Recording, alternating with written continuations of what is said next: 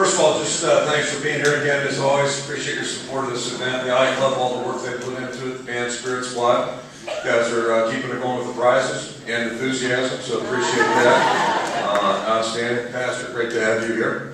And you're doing a lot better than I have. My family's never come out to the breakfast at all. That's what we're doing, so you get a lot better support.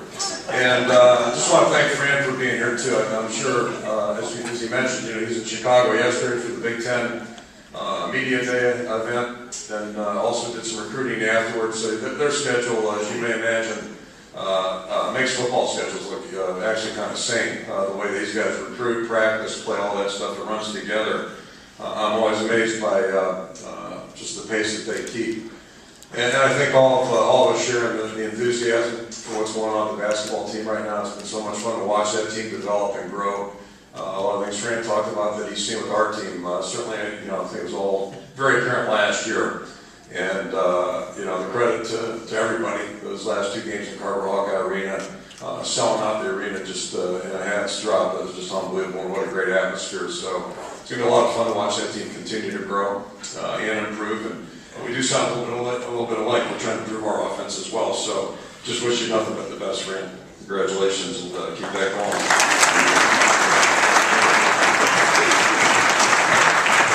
So it's kind of interesting. I never see Fran. We're in separate buildings, and we were talking out there. I remember back in the 80s, I used to see the basketball coaches all the time in St. Louis at the airport. We'd run into each other, crossing paths down there, catching planes, and it's just kind of the nature of our schedules. It's kind of crazy. Outside of the banquet season, we rarely see each other, but hopefully we'll be coming up here in January, not until then, I hope. I'm looking forward to being in Carver and watching the teams. And I'm always reminded too just how much smarter basketball coaches are than football. Fran mentioned taking the team to London, Paris. Our last couple of trips have been Pittsburgh and Syracuse, so it's a lot better deal to be a basketball guy, that's for sure. I do want to recognize a couple of people. John Streif was back there. Is he still back there? Did he sneak out?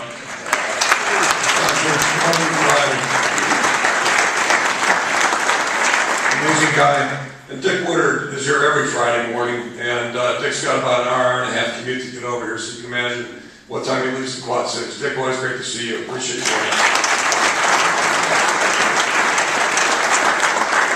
As was mentioned, last week was certainly a good win for us, a good conference win. And those come hard all the time, and we knew it was going to be a tough game. We've had a really competitive series through the years with Northwestern. They came in here really with their backs against the wall, and not that they needed any more motivation, but they played an outstanding football game. And it doesn't seem to matter who plays quarterback for them. They just dig up guys that are extremely difficult to defend. You think back a couple years ago to Persa, and then Calder, and he was coming off an injury and just played a really amazing, courageous game. And so it was a tough football game. I think probably a lot of people going into it thought it was going to be an offensive game, and really turned out to be a defensive battle all the way. And we're certainly proud of the way our guys competed and executed, especially in that overtime period. The offense doing a great job. Jake Rudock keeping his composure, knowing what was going on, and CJ Fedorowicz being where he should be and finishing a play, and then the defense just doing a great job. And right along with that, the the energy, the electricity in there during that period was phenomenal. And we know the fans will be ready tomorrow. It's our job to pick up where we left off, and that's certainly the case there. I know Frank's already made his prediction, and I remember being at the Capitol One Bowl back in 2004. We were at an event with the administrations and coaching staffs, and President Squirtin made a very direct prediction also in front of the LSU crowd. So I said, geez, thanks, President, appreciate that. But hopefully Frank's prediction's right on that one. Wisconsin comes in here with a really good football team. They've lost 2 games by a touchdown at Ohio State. And then down in the desert to Arizona State, they lost a game. Really had kind of an interesting ending, but they lost by 2 points there. So they're an excellent football team. Our captains are the same 4 guys that we've had. We've got James Morris and Chris Kirksey defensively, Brett Van Sloten, and Mark Weissman offensively. So those 4 guys will be the 4 captains again. Special note, I think you probably read about the National Football Foundation recognized James Morris as one of 16 players in America with a postgraduate scholarship. He'll be honored at a dinner in December at the Waldorf Astoria in New York. It's an extremely prestigious award that he received, and just a real tribute to a fine guy. He's unbelievable, and as a player, he's been fantastic with us. Obviously, an outstanding student as well, but he's been a really strong leader, and that's something that he's developed. He got thrown into his first game as a true freshman against Penn State on national TV. Really has never looked back as a player, but he's really developed as a strong leader. You heard Fran talk about the leadership that they're getting with their older players, and it's so critical on any team. And James has certainly done a great job there, so we're so proud of James and so happy for the recognition that he got this week. Pete McMahon will be our honorary captain, and I've had Pete in mind for this game for quite some time. I think Pete's one of the great stories in our program. We've had a lot of them. Pete came to our program in the early 2000s from Dubuque. He was not a recruited walk-on, if you will. Bo Bauer was very recruited by us, and we just thought Bo was a tremendous prospect. But I'll never forget, Pete called us up and said he'd be at spring practice prior to senior year. Showed up, or actually this was after senior, I take it back. So he showed up and down in Kenny, we were scrimmaging at that. I remember saying hello to he and his dad, looking up at him. He was up in the stands. Pete's a big man. But anyway, long story short, we didn't have him join the team until the first day of class, which is unusual, and kind of tells you he was kind of overlooked. Ended up being a 2-year starter for us. Started every game in 2003 and 2004. Probably would have started in 2002. I think we had a veteran line. And I think maybe as much as anything, the memories I have of Pete, he matched up against the first-round pick from Wisconsin in 2004. It ended up being the Big Ten championship game that day. Pete played phenomenally well in that ball game. Our team ended up winning.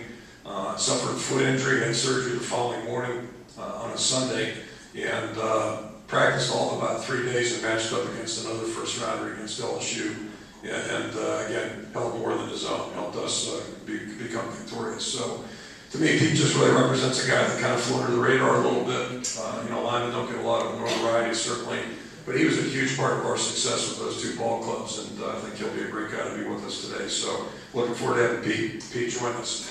Wisconsin is coming off 3 straight Rose Bowl appearances right now. They're the only team to win a Big Ten championship since the new format's been developed. And I think as everybody realizes, they have a new coaching staff that's joined them this past out of season. But when you watch Wisconsin right now, you're going to see a lot of similarities to what you've seen in the past. Offensively, they look very, very similar strategically. I think they've got 2 of the finest players in the conference. On offense, the receiver number 4, Abramitis, is, I think, an outstanding football player and has been for quite some time. Defensively, they've got a linebacker, Paul, number 44, who, again, is just an unbelievable player. He's not real big. But boy, I'll tell you just never see the guy relax. He is going full speed all the time. And again, I think one of the best players. And it's on defense where they've made a transition. They shifted their style of defense totally. They play a different package defensively. Yeah, they look very much like a Wisconsin defense. They play extremely hard. They just keep coming at you and are very, very aggressive. So again, there's a lot of parallels from what we've seen in the past through the years. And on special teams, they've got an outstanding receiver, a little guy number 3 who's extremely dangerous. So those are some of the things that we're very mindful of going into the football game. It is interesting. This has been a great series through the years.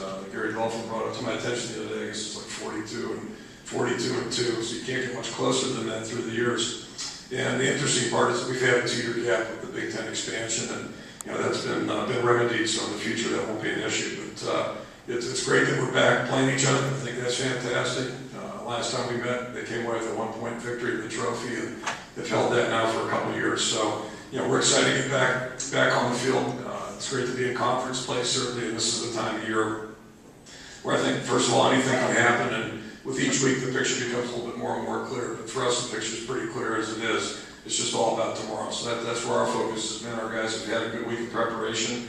We've got a heck of a challenge in our hands and a great opportunity. So we're excited to get out there. Appreciate you being here this morning. We appreciate you being there tomorrow. We'll look forward to seeing you. Thank you.